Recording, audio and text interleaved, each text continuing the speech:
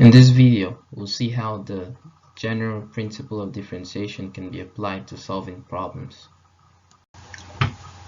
Here we have a question that says we should find the rate of change of y with respect to x in y equals 5x squared plus 3x plus 7.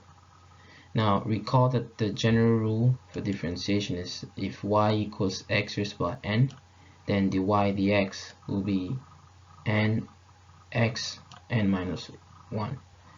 So if y is x raised by n, you divide the x, the rate of change of y with respect to x will be n multiplied by x raised to the power n minus 1. So in this question we have y as 5 equals 5x squared plus 3x plus 7.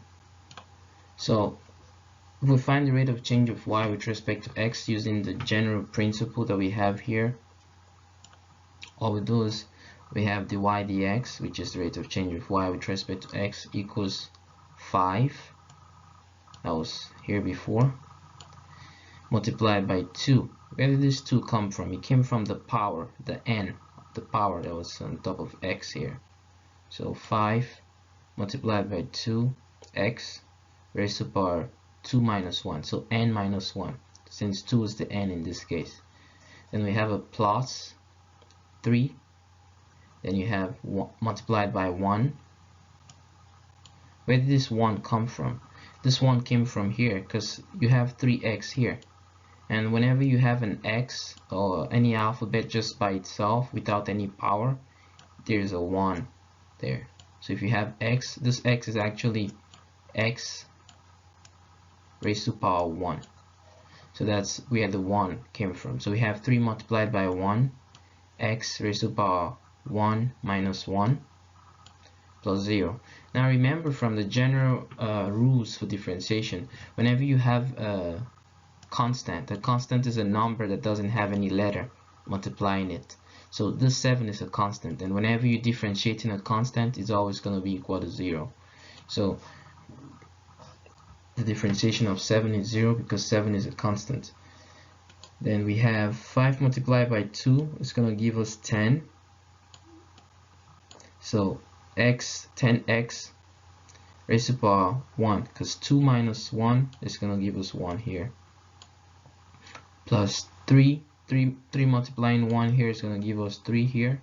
And then we have x raised to the power 0. So the 0 came from 1 minus 1 here. So now we have 10x raised to the power 1 plus 3x raised to the power 0.